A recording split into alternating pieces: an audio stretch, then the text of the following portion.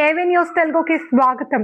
పొంగనూరు నియోజకవర్గంలో ఎస్ఐఆర్ కార్యక్రమంలో నిజమైన అర్హులైన ఓటర్ జాబితా తయారు చేయాలి అని సూచించిన డిఆర్ఓ చంద్రశేఖర్ రెడ్డి పొంగనూరు తహసీల్దార్ కార్యాలయంలో అసిస్టెంట్ ఈఆర్ఓలతో సమావేశమై డిఆర్ఓ సమావేశంలో బిఎల్ఓలు ప్రతి ఇంటికి వెళ్లి ఎన్యూమరేషన్ ఫారాలు అందించి ఫారం నింపుటకు ఓటర్లకు సహకారం అందించి పారదర్శకరమైన ఓటు జాబితాను సిద్ధం చేయాలి అని, ఓటర్లు అపోహలలోనూ కావద్దు అని, అపోహలకు ఏ ఓటు తొలగించడం జరగదని ముందస్తుగా వారికి నోటీస్ ఇస్తామని అన్నారు.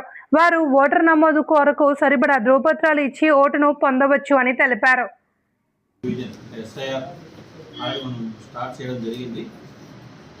జూన్ 5th నుంచి షెడ్యూల్ స్టార్ట్ అయింది.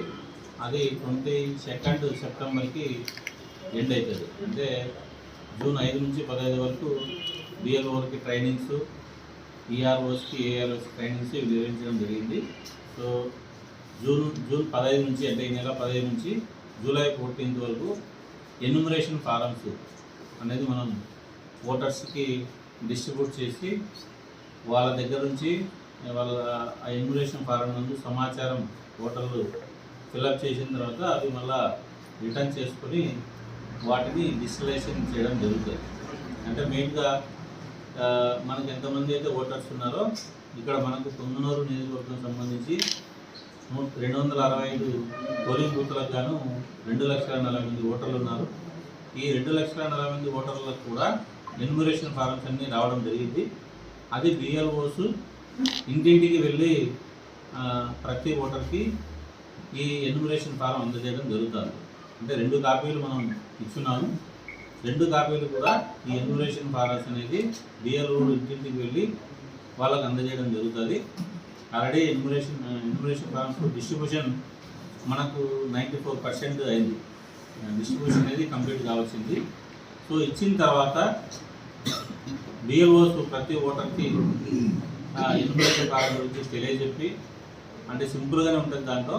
అంటే ఇక్కడ ఏమంటే మనం ఆల్రెడీ మ్యాపింగ్ అనేది చేసినాం. అంటే మ్యాపింగ్ దేంతో అంటే ఎస్ఐఆర్ 2002 ఓటర్ లిస్ట్ ఏదైతే ఉందో మన దగ్గర, మనకు లాస్ట్ ఎస్ఐఆర్ 2002 జరిగింది మన ఏపీలో. 2002 కాదు, అంతకంటే ముందు కూడా 7-8 సార్లు జరిగింది.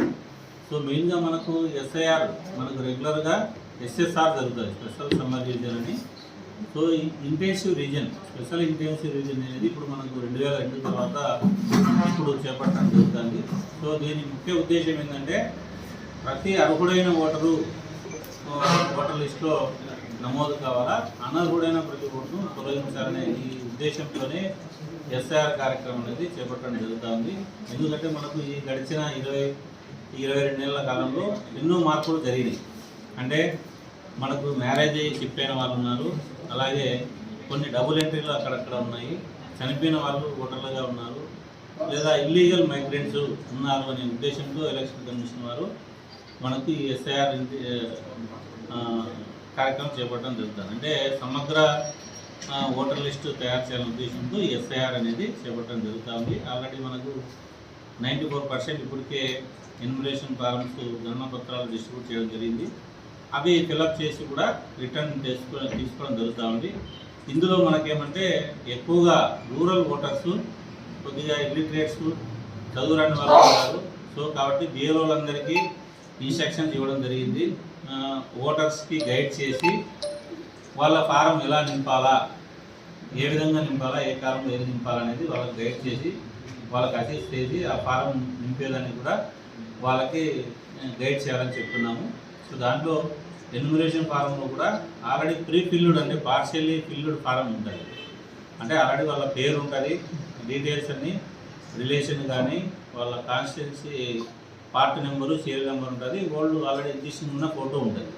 సో వాళ్ళు చేయాల్సింది ఏంటంటే లాస్ట్ ఎస్ఐఆర్లో వాళ్ళ పేరు ఉంటే అది డీటెయిల్స్ రాయాల్సి ఉంటుంది ఎన్యూమరేషన్ ఫారం లెఫ్ట్ సైడ్, లేదా వాళ్ళ పేరు ఉంటే ఓన్లీ లెఫ్ట్ సైడ్ ఓటర్ పేరు ఆ డీటెయిల్స్ రాస్తే సార్ లాస్ట్ ఎస్ఐఆర్ది.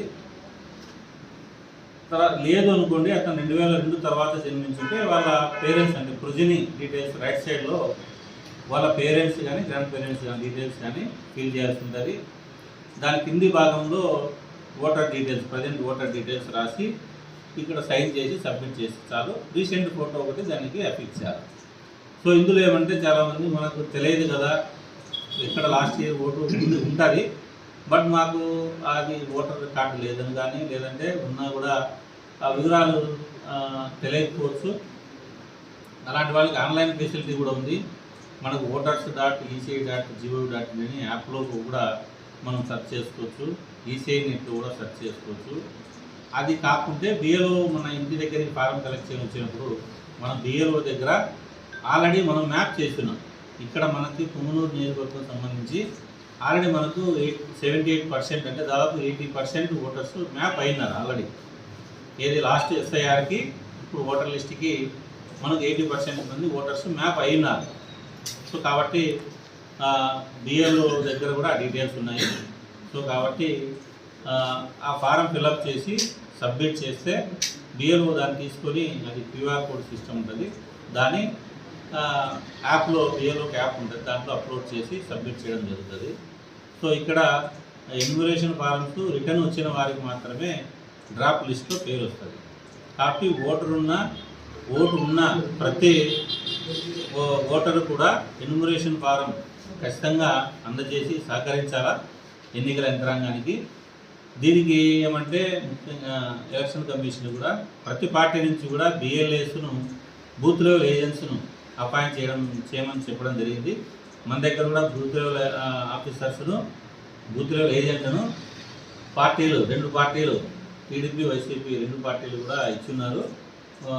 వాళ్ళు కూడా కోఆర్డినేట్ చేసుకొని బిఎల్ఓస్తో వాళ్ళు కూడా అసిస్ట్ చేస్తూ ఉన్నారు. ఓటర్స్కి ఏ విధంగా ఫామ్ ఫిల్అప్ చేయాలా, దాంట్లో ఏమన్నా ఇబ్బందులు ఉంటే ఓటర్స్కి చేయడంలో అది చేస్తూ ఉన్నారు. వాళ్ళు కూడా సహకరించి అందరి సమన్వయంతో ఒక తప్పులు లేని సమగ్ర ఓటర్ లిస్టు తయారు చేయడానికి అందరూ సహకరించాలా.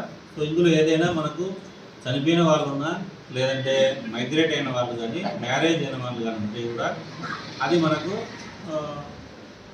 యాప్లోనే ఏఎస్డి అంటాం, ఆబ్సెంట్, షిఫ్టెడ్, డెత్ ఓటర్స్, వాటికి ఆ విధంగా మార్క్ చేసి ఫలానా ఓటర్ చనిపోయినాడు కాబట్టి అది డెత్ కింద మార్క్ చేసి సబ్మిట్ చేస్తారు. ఆ ఫ్యామిలీ మెంబర్స్ దగ్గర నుంచి మనం ఎన్యుమరేషన్ ఫారం దగ్గరే చనిపోయినాడని తీసుకొని ఒక ప్రూఫ్ కూడా కలెక్ట్ చేసుకుంటాం, డెత్ సర్టిఫికేట్, దానికి సంబంధించిన ఆధారాలు. లేదు డెత్ సర్టిఫికేట్ లేదు అంటే ఫ్యామిలీ మెంబర్తో 100 డేస్ తీసుకొని ఒక పంచనామాలాగా చుట్టుపక్కల వాళ్ళతో సంతకం తీసుకుంటాము. సో ఇట్లా పక్కాగా అంటే ఎక్కడా కూడా తప్పులు లేని సమగ్ర ఒక ఓటర్ లిస్టు నమోదు కోసం ఈ కార్యక్రమం చేపట్టడం జరిగింది. కాబట్టి ఇందులో ఎవరికి కూడా ఎలాంటి అపోహలు అవసరం లేదు. ఎందుకంటే ఇన్ కేసు ఇంకోటి కూడా ఏమంటే ఈ గతంలో ఎక్కడా కూడా వాళ్ళ ఓటు మ్యాప్ లేదు, వాళ్ళ పేరెంట్స్ కూడా ఓటు కూడా లేదు అంటే ఇప్పుడు ఓటు పోతుంది అనే అనుమానం కొంతమంది.